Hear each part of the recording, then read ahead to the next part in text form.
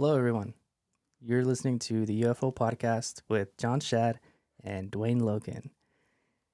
Tonight, we'll be touching on some subjects about Dwayne's past in the music industry and how he was influenced by some experiences in his life, being on tour and creating music based off of that. Dwayne Logan, everybody. Hello, good evening. I might have doing dumb and stupid things. I'm just having a gas. And John's being, hello, folks. How you doing today? Do you feel like getting stoned this afternoon? I'm trying to find an introduction that works consistently, that I can remember easily. Trying to ramp into it. I'll make this one for the memories. Where's my whoopee cushion? Crap. What's going on, Dwayne? How you doing? I'm doing fine, bro. How you doing? I'm doing great. Couldn't be better, We both got big smiles on our faces. This is really a lot of fun, folks. Yeah, it was a beautiful day today. I can't complain. It was great. It wasn't 106 degrees. Yeah. I got my espresso grounds from, what is that place called? Dr. Conkeys in Dr. Simi Valley. Conkeys. Check them out. Great Best coffee chocolate beans. and coffee. Good chocolate beans. All right, man. Well, let's just kick this into gear. Let's see. So you were touring in Scandinavia, Europe, all those places. I don't remember exactly. Yes, Sweden and Norway, Denmark, Copenhagen, yeah. And at what point this story is going to be about the entertainment circus family, Right. Les Cheekies. Les Cheekies, yeah. So why don't you tell us about how you came across that family and how did you first meet them? Okay. They had been doing all kinds of publicity, photography, and that kind of baloney. And some of the stuff was fun. Some of the stuff was like, you're kidding me, I got to get up on an elephant or something. But it's all part of the press machine doing its thing. And so they wanted to go to a circus, and they wanted me to get up on an elephant or a trapeze. And I'm afraid of heights, like airplane heights. Of course. And yeah, and I says I'll get up on the elephant on one condition. And he goes, what's that? I said, this family, there's a family, they were called Les Cheekies, and they were from Switzerland. And they had, they were typical European from like Germany, Austrian? Austrian. No, they weren't. Not Austrian. Switzerland. Switzerland. There we okay. go. And so they had a typical clown makeup that they would wear that would establish them as just a long-term circus family. So they had these white cone heads, so to say.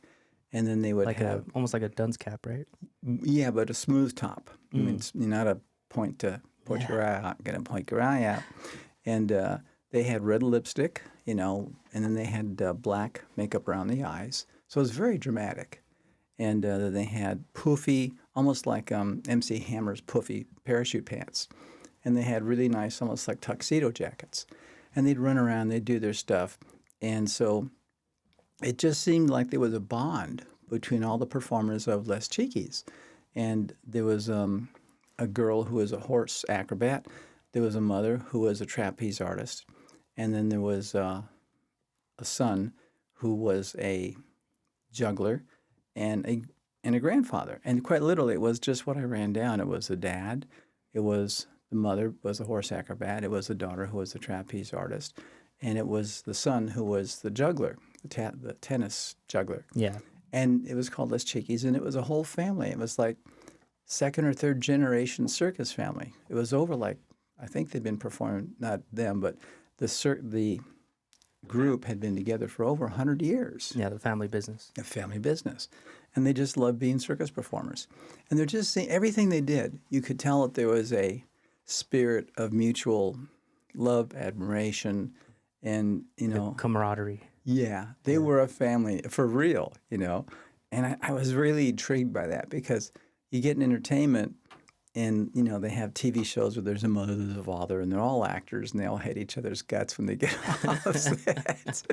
Leave it to Beaver, my butt. Everything's an act, even life. Yeah. But they seemed legit. And I says, if you arrange a meeting with them just so I can talk to them, because I was curious, is this for real or am I just imagining stuff? I've been sniffing too much elephant poop. I don't know what. It was almost too good to be true to you. Yeah. Yeah. Man, if I could have grown up in a family like that, a bunch of clowns running around, So photojournalist goes, okay. So had to wait for the show to be over. They went and talked, and so they came on out, and they were a family, you know. And I couldn't believe it. Here's the mother, here's the daughter, here's the grandfather, here's the dad, and here's the son. And I just thought, and they traveled around Europe in these, they call them caravans, but trailers basically. Mm-hmm. Then they would get on these big cruise ships where they could put motorhomes in, cars in, freight, whatever. And then they would go on to their next destination, their life, whatever. And I thought, wow, almost like a dream come true. Because when I was a little kid, my mom used to take us down to Union Station. And when Barnum and Bailey, the world's greatest show on earth, would come to L.A., and they would unload the circus train. Here's the lions, here's the tigers. And they'd put some clowns out there, and they'd put clowns on stilts, you know. And it really was, the circus came to town. It really was the greatest show on earth down at Union Station, you know, by Alvera Street. It was so cool. And then there were movies that were being made called Circus Boy and Circus Dad and all this kind of stuff. Cirque du Soleil, which has been in Vegas forever. So there's some magic about the people with the makeup, with the costumes, and the chemistry that they all work together. Right. Very, very cool. So got to meet them, took them out to dinner afterwards, and they were staying in town for about a week or two, I forget now. But I had to go in and out of the shows. So usually I would not take a plane if I didn't have to. But I would make sure I could get right out of where we were doing, you know, the concert, get on a plane, charter a private plane, and fly back to Oslo or into Stockholm, and get a chance to meet them and take them out to dinner, you know. And then we went shopping and stuff at H&M, Heinz and Moritz. So you really got to spend a lot of time with these folks. When I could, yeah. Yeah. When I wasn't on stage working or other baloney. So you went out shopping with them and Yeah, it was great. took them out to dinner. Mm-hmm. Yeah, they liked Levi jeans because they were really, really expensive here. Like we were paying like, back then, $15, $12 for them, and they were paying like $100 for the same thing. Yeah, I mean, even today, people, they'll spend extra cash on Levi's that were made back then because the quality doesn't compare to today's quality. And it was made in USA, Levi Town, you know. Yeah. The aura of the cowboy history where they killed all the Indians. Yeah, I should talk.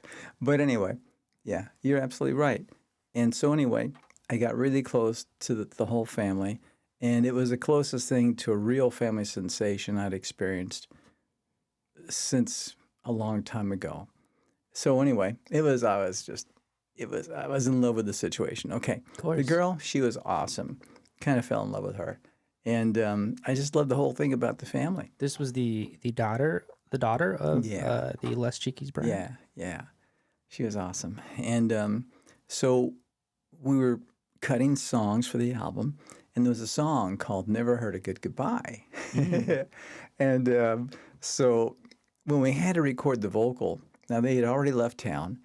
They'd gotten on the ferry boat and taken off. I think they were going to Germany or France. I forget where. But we recorded the song. Well, okay, where I got the idea for the song, I didn't write the song, but you know, I worked with some people to make it happen. And I'm trying not to take credit where I don't deserve to take any credit, because they were wonderful musicians and a great writer and everything. I was just singing the notes. But so bottom line, the night comes that they're actually going to be taking out from Stockholm and taking off to Germany. Mm-hmm. And so, you know, we're all saying, goodbye, goodbye, goodbye, you know. And we kept trying to say, make a goodbye sound as good as it could. We're really going to, you know, our guts are going to be turning because we're going to miss, you know, the whole moments and the chemistry. Yeah, I mean, back then, it's not like you could just pick up a phone and call someone and get them immediately, you know? No. Phone tag was a big thing back then. Yeah, it really was, you know. And when you're going across international lines, the call would drop out. You go, do you hear me? Do you hear me? No. You know, and frustration, because you want to talk to them. You'd love to give them a big hug and a kiss, but you can't because the phone lines are too small and they'd break your neck. Anyway, it's time for them to go leave. So I just wanted to keep saying goodbye, goodbye, and wave them, you know, because I knew in my heart I'd probably never see him again I'm just knocking a pencil on the table here. And so I climbed up this fence, about a 12-foot tall fence around the customs area. And the captain of the ship, he was holding it so he could say goodbye, goodbye again. And everybody's on board. Stupid long-haired Indian. Shut up, go away, go back to America. Anyway, so I climbed on the top of the customs building, and they'd come up on the different decks, and they'd wave goodbye, and I'd be waving back. I'd be on top of the customs building. And Yeah, I keep... those goodbyes are long. There's no such thing. I've never heard a good goodbye. And that's it. We just did a plug for a song, but anyway, yeah. I mean, if it's really a great friendship, a great relationship, there is no such thing as a good goodbye. They all suck. And so I'd be up on top of the customs building, and they're waving, and the ship's going out, and I'm waving back, and I was crying. I was upset. But so came down from the building. They took me back to the offices. And I was like crying. I was just destroyed because I figured, man, I love this girl, Anyway. Yeah, that's that young love. I can relate to that. Saying, because we used to go to these conventions with my mother when we were, I was a teenager, and you would meet people, and you'd have the time of your life, and you're there about 2 to 3 days. Yeah. And by day 3, you start realizing, I may not even see this person ever again. And you actually never do. Yeah. And it's hard to, sometimes you don't even get to say goodbye. So I can relate to how rough that was. It was. I hadn't allowed myself to get close to anybody in a long, long time. My dad had been killed, before that. So everybody I lost about that time was a big deal for me, And being around a family like that was, how very different from how we were living now as a family back then. But anyway, so anyway, we go to record a song, and it's titled "Never Heard a Good Goodbye." And when we were doing the vocals, that was really tough. I would just start crying in my microphone. I go, "Are you okay?" "No, I'm not okay. I'm all right. Don't worry about it." And I'm not a dude that, whips out my tears and cries just for the fun of it. It's got to be kind of an impactful thing. And it was, you know. And we stayed in touch by phone when they're in Europe trying to catch it. It's just not the same, though. Not at all, John. And so we go into the studio, and we're supposed to be cutting the vocal. And it just kept breaking up because I never really had a chance to say goodbye. Okay. That was heartfelt, that was not pressured by a ship having to go out to sea. Yeah. And that's when the reality would hit. I will probably never, ever see them again. And that was true. I never did see them again. But I had talk on the phone. We talked for a couple of years on and off. And, the girl, she wound up, marrying somebody. The son wound up, marrying somebody. The grandfather died. The whole family that I knew changed. That's called life. Yeah, it happens. Yeah, it happens. It gets in the way sometimes. So eventually, we didn't even know if we were going to get the thing recorded because I couldn't do the vocals without crying, Well, I think today we know that you did end up recording it eventually. Yep. And it was that one of your biggest hits on that album? Maybe. I don't remember what songs were on the album. It was a popular one, that's for sure. Yeah, Never Heard a Good Goodbye. Yeah. We did a video on it. Don't know where the hell it is in what trash can. Is that the one where you're in the classroom? Or are we talking about the one at Union Station? You know what? No, that was Union Station where we rented a train for that shot. Yeah, and your mother and her friend was in it, right? Yeah, we got all my mom's friends out. There was Betty Ornbach. She was a ticket agent. Mrs. Nikaki, she was a ticket agent. And trying to keep the budget down, we're on a Frito budget. And yeah, I even remember... Yeah, I think I converted that to a digital format. So if you guys want to check it out, it'll be I'll put a link down below, and you guys can see the rough edit of it. Did that ever get finished? No, it was never finished. It was never finished. That was the one without audio, I believe, and I'll have to dub the audio over it. So it might take me some time, but we'll put the link down below. Cool. Yeah, everybody can go, ugh, that guy sucks. But anyway, yeah. So they even wondered if I was ever going to be able to finish the vocal. We did. I got it all out of my system. Yeah, I'm tough. I'm an hombre. But Is that one of your most memorable songs that you recorded just due to the heartbreak? You know, that was the most impactful to you? that was definitely the most, I think, impactful song. Um, there was another song that was a really big deal for me. Yeah, let's get into that one. Oh, this is the bad one. Okay. Well, just do you want to say the name of the song? We can get into it at a later time. We'll get into it later. Okay. Okay. All right. Yeah. I want to cue you. You know part of the backstory on this thing, and I want to cue you up so you know how should we spin Definitely. this. It's Yeah. pretty intense. And so, you know, having inspiration through these experiences in life, you know, being on tour, there was also moments where you had to drive places and you were actually in a pretty bad accident involving a Volvo. Yeah, ruined the Volvo. It's not around today, is it? No. All right, so let's talk about that. How did you even get in that Volvo? Well, Was that a sponsorship deal? yes. One they probably regret. Yeah, it was a turbocharged Volvo. It's certain modifications to bring out all their newest gadgets and weejos. Yeah, so I think. Yeah, Volvo is a pretty high, you know, high performance vehicle. Yeah, they're really cool. And back then they were doing something right. They were called Swedish tractors because they were just built like tanks or tractors. But boy, they could take up and run if you wanted them Yeah, to. I'm a sucker for a nice conditioned Volvo. They can do 150 on the Autobahn. You hit 100. You hit 100. Okay, so yeah, right. They give you this car as a sponsorship.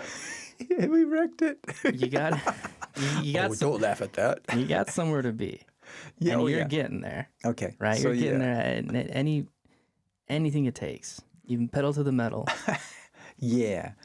So Walk us through that. Okay, so there's a guy that was put on there in the car with me to drive because couldn't read the maps and couldn't read the signs because they're all in foreign language, and we're roaring along. And they have when they have these really thick forests, they have the roads on elevated roads, and they're like about 8, 9, 10 feet above the forest floor. And then there's the trees, and So we're on this road and we're roaring along, 120, 130, very illegal. Don't do this at home with your parents' car, please. Don't let your little brother do it either. Yeah, you got to keep in mind too. This was what, late 80s, 1980, right? Late 80s. Mid 80s. Yeah. And so we're scooting along, and all of a sudden I look up, and Frank, he's sleeping, and he's smart. He's got his seatbelt on. I did. I didn't like seatbelts because, too good for a seatbelt. Anyway, so I see these two shadows coming up over the top of the hill, and they look like they're moving pretty fast. And once I figured out, well, those aren't just shadows; those are cars. Those are shadows with tires on them. Was this midday? Was this night? It was getting towards the evening, but during the summer there in Sweden, it's light all night, but not like the daylight. But it's dusk, And so I had, by the time I realized, dumb, stupid dude, you're going too fast, and they're coming too fast, coming the other way. So get off the road. So I just turned the wheel to the right, and away we went off the road. And the car is tumbling, and we're going through the forest. And, of course, I can't see out the windows because I'm busy hanging on to whatever, my ass, the steering wheel. and Frank, he's just kind of flying around inside the car. And it was spooky. So anyway, I remember that I figured, and I'm watching stuff just flying out of the windows because sunroof is open, the windows are all down. I don't like air conditioning, so I always, bless you. Excuse me. So I always have the windows down. And I thought, man, we're going to die. So I said a quick little prayer, dear God, don't let us die like this. And all of a sudden, the next thing I remember, I was flying. Not like Superman does, kind of like Batman with diarrhea. And I'm all bent over, and I could look between my legs, and I could see the car behind me through my legs, and I'm watching the car just tumbling. And, our bags are opening up, socks are flying out, underwear, T-shirts, posters, and crap.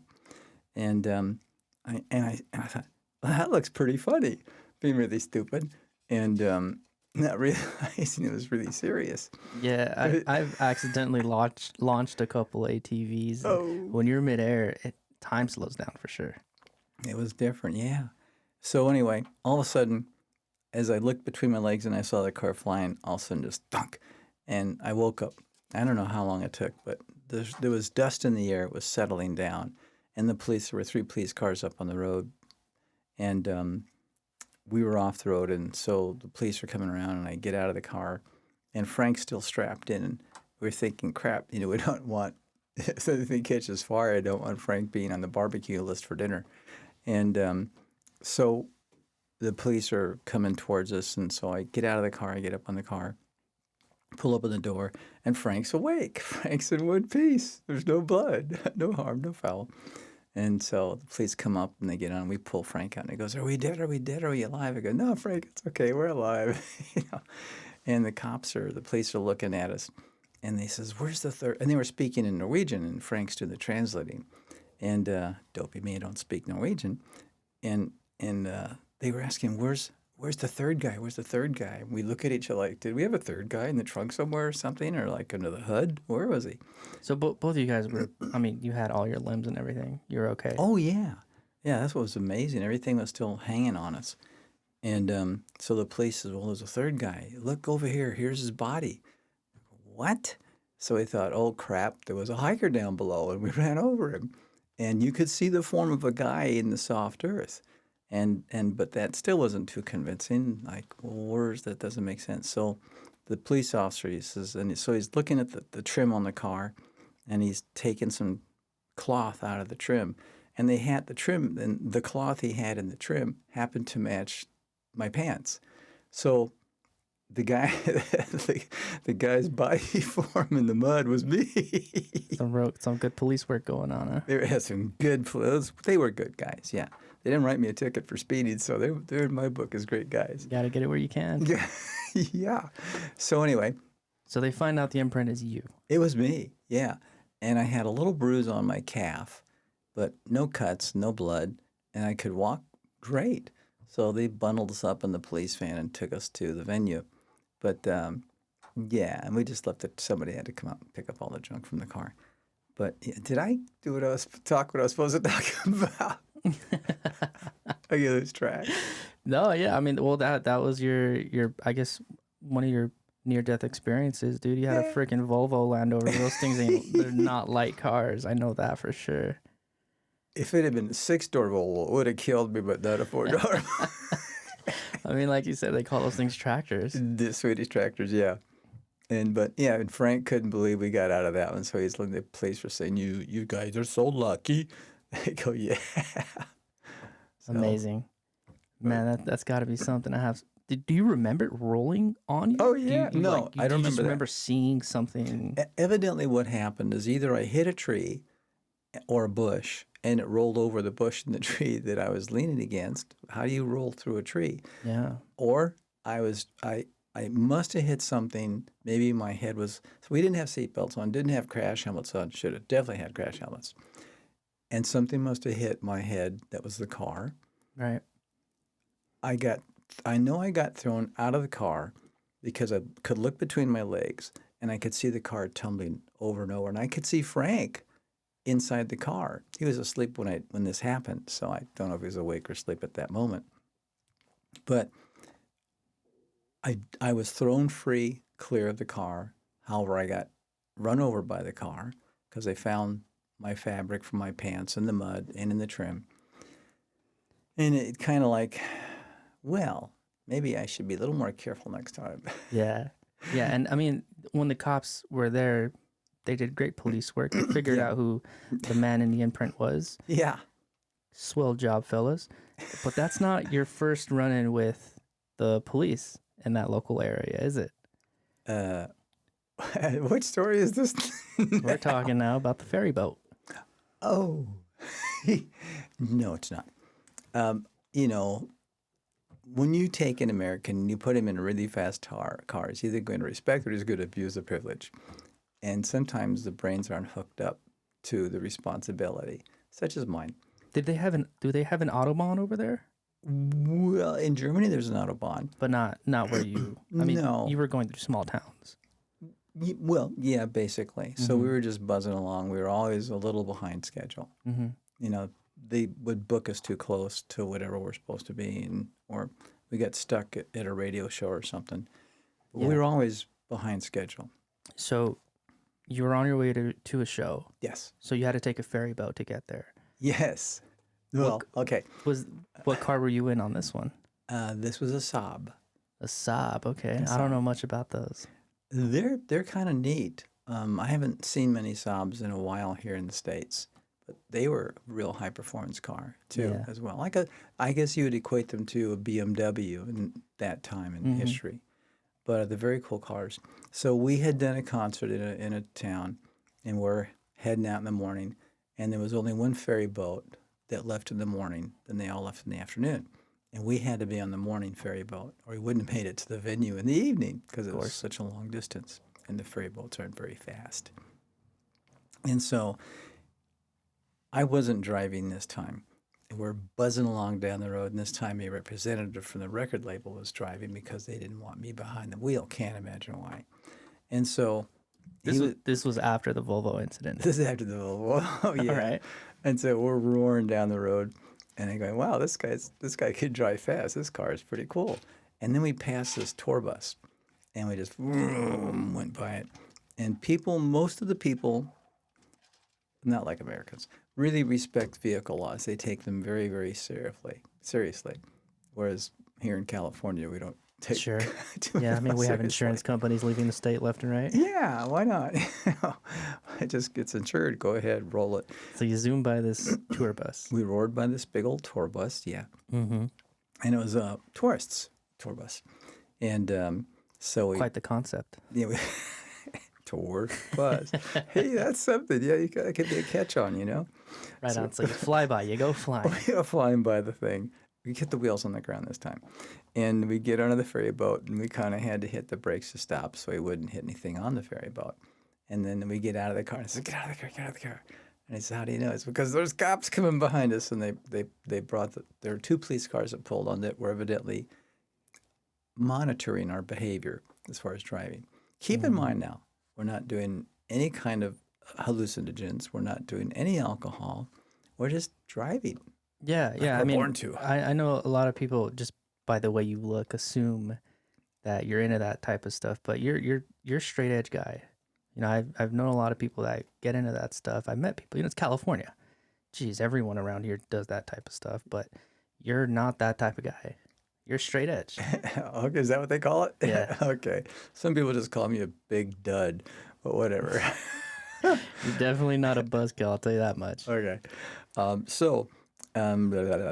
So we get out of the car and we go down to find the lounge. You're in the ferry at this point. We're on the ferry now. Yeah, we got away from the car as quick as we could, you know. And then the 2 police cars, or 2 or 3, I forget what it was now. There was one waiting for us to get off. I think they had plans to have us exit the boat, and they were going to take us away.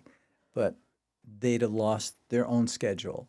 So they said, you know, we'll get them on the other side. So anyway, we're trying to hide out. We're trying to look very nonchalant, like nobody noticed us go by at 120. And people from the tour bus were kind of like giving us really dirty looks, you know, probably deserved it. Okay, now we're getting ready. We're getting to come into the port across the water body of water, and we're all set to just start up and drive away sanely. And these 2 police officers come up, one on each side, and you have to follow us. And the one police I go, oh, you Dwight us? Yeah, I'm Dwayne. And they begin talking Swedish or Norwegian to the driver. And he was cool, you know.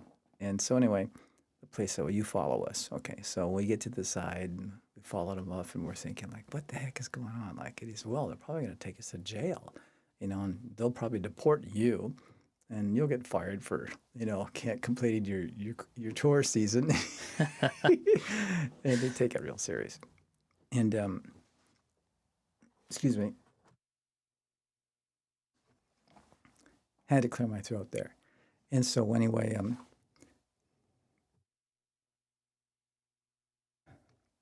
all right, now my throat's clear. And so we got off the ferry boat, and like people were kind of like looking at us, and like some were flipping us off and kind of laughing and snickering. You know, we earned it. And so we get in the car and we're following the police cars. We're following 2 police cars. And we don't know where the other one went. It probably went back to the other side. So we take this mountain road going up. And you're following the cops up the hills at this point, right? Yeah. So they're taking you as far as, jail. Yeah. Oh, that's what we thought. Yeah. We're thinking, oh, man, the record company's going to sue me for this. So anyway, so then we get to the top of the hill, and the police say, we have to do some things before we take you in. And we're going, crap. And even though they had cell phones, when nobody else had cell phones, I mean, you got to remember this, the first... those were satellite phones at that time. Well, they looked like... Well, they weren't like the cell phones we have today. They were almost like small shoebox or something. Yeah, they were bricks. Yeah. But yeah, it was... so they had them, I think, first like and sweet. Size of a meatloaf. Small meatloaf. Like a big, thick hot dog. Right on. You're talking to your hot dog. That's a trick that I have. So they start calling the dispatch, I would imagine. Well, we don't. Somebody. They must have called somebody because we got to the side. There was another police car. Calling their sister. Yeah, sure. Oh, dear. So we follow the police cars up the hill, and then we get to the top of the hill, and the police cars pull over, and they ask us to please get out. And and then they put us in handcuffs. And so now the tour bus is passing by, and people are going, yeah. Like they got us. And so it turns out the police get out of the car, and they open the trunk, and they get their guns out. They don't wear their guns on their holster on their belt. They carry them in the trunk of their car, and they're locked in the trunk, with a lockbox and stuff. So we're getting out going, what the hell? I says, did you cuss one of these guys out? We're going to get shot. And he goes, I don't know. So he's talking real quick, and they're just keep, getting their guns out. And then he gets out of camera, one of the police officers, and he says, could we have some pictures with you guys? We're going, sure. And they wanted pictures, and they wanted some autographs. And I was more than happy to cooperate. It didn't send us to jail. We can make the show on time. So it turns out even the police were fans of you. Well, I don't know if they're fans. Well, I mean, they're taking a photo with you. Yeah, I guess. But, they were very, very cool. And some of the police officers and I stayed friends for years afterwards. And they said, I'm planning a trip in America in about 3 years when my kid's out of school. This was the cop calling you? Yeah. Well, we're talking about it. Mm-hmm. And he says, if I bring my son to America, can you get us in to see the police academy and the police central? I'm going, sure, wherever you want to go, we'll go. And years go by, son graduates from high school. And so we got him down to Parker Center, got him to Los Angeles Police Academy. So they did come out to the States. They did. Not the whole group, just the one police officer and his wife. And we took him around to some different sports shows and shooting ranges. And it's a big deal to shoot or have any kind of a weapon in Scandinavia. At least it used to be. Don't know what it's like now. When you started taking photos with I remember you saying that the tour bus started following you guys up the hill too. Yeah. And when they started taking pictures, did the tour bus stop with you guys, or did they see that? No, they slowed down, but it was a very narrow road, so they can't go racing down this very narrow road. Yeah. But they slowed down. And with the cops there, and and they have their guns in the air, and they're taking photographs of us. Even the tour bus drivers were going really slow. Like, are they going to shoot them or what? But it was one of the memorable events of driving in Scandinavia. Yeah, I mean, I would imagine you get into traveling cross country. A lot can happen. A lot can happen. Yeah. But it was fun, and most everybody was really, really great. However, if you stop at a Swedish smorgasbord, there's something called some kind of cheese, and they call it rotten cheese, and they keep it under a glass lid, and they keep the lid of glass over it because when you take the lid of glass off, it really stinks. It does smell like rotten cheese. It's a delicacy over there. Yeah, and they have something called root de fusk, which is rotten fish, and people make their own rotten fish, and if you don't make it right, it'll kill you. It'll cause a bacteria in your intestinal tract that'll rot your guts out, and it'll kill you. That's intense. So they have some pretty sketchy foods over there. But most of it's very, very good. Yeah. Well, quite the experience being over there, huh? It was a lot of fun. Wonderful. Well, Dwayne, I think we're hitting, that mark where, Really? I don't want to make this too long. Okay. So I think we want to wrap this up. And before we wrap it up, Dwayne wanted to tell his joke. I got a joke. I'd like to leave you wonderful people that have put up with this stuff, but John put up with me, and hopefully you'll put up with me too. I got a joke for you. Okay, so here's Tarzan. Tarzan, he's swinging through the jungle, and he's trying to catch all the poachers that are killing his animal friends. And as he grabs his one vine, and he's going to swing over, and he's going to catch some white hunters and, let them get eaten by tigers or something. The whole vine comes loose, and Tarzan falls 200, 300, 400 feet down to the jungle floor. And so when he hits the bottom, when he finally wakes up, the natives have carried him to the local village. And so the witch doctor, he says, wow, Tarzan's really he might die. So the witch doctor has a plan. They'd killed a gorilla, and so they took the arm off the gorilla because he lost an arm when he fell. Mm-hmm. And they put this gorilla's arm on him. Yeah. And then they had an eye from an eagle because a poacher had shot an eagle. And Tarzan lost an eye falling down, so they put this eagle's eye in there. And they had to get the trunk of an elephant because he lost his wiener falling down. It got ripped off by rocks. So I think John's getting ready to hit the silent button on this. But so Tarzan finally wakes up, a couple of days later. He goes, well, Doc, how are you doing? He goes, well, here's a bottle of aspirin. Take 3 a day and call me in a week and let me know how you're doing. And so Tarzan comes swinging by, and he gets off the vine and walks off to the witch doctor's office and says, Doc, this is really incredible. The witch doctor says, well, how do you like it, Tarzan? He goes, well, it's great. He says, this gorilla arm is awesome. I can pick up these boulders and I can throw them against the poachers and just crush these guys. They don't belong to be shooting our animals in the jungle. So I love the arm. And the eye of an eagle, I can see poachers 20 miles away. They might be as big as ants, but they're as big as a whole person to me. So the vision is incredible. And he said, well, how about Jane? How does Jane like everything? And Tarzan goes, well, the only really big problem I got about this is you took the trunk of an elephant, you stuck it where my wiener used to be.